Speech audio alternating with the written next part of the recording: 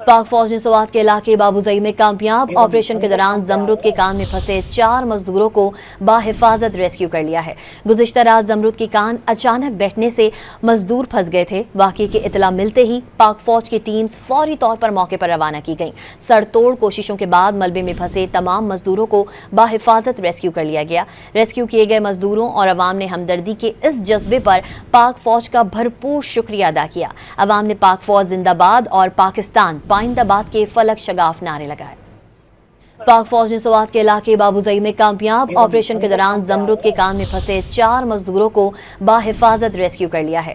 गुज़िश्ता रात जमरुद के कान अचानक बैठने से मजदूर फंस गए थे। वाक़ये की इतला मिलते ही पाक फौज की टीम्स फौरी तौर पर मौके पर रवाना की गई। सरतोड़ कोशिशों के बाद मलबे में फंसे तमाम मजदूरों को बाहिफाजत रेस्क्यू कर लिया गया। रेस्क्यू किए गए मजदूरों और अवाम ने हमदर्दी के इस जज्बे पर पाक फौज का भरपूर शुक्रिया अदा किया। अवाम ने पाक फौज जिंदाबाद और पाकिस्तान पाइंदाबाद के फलक शगाफ नारे लगाए।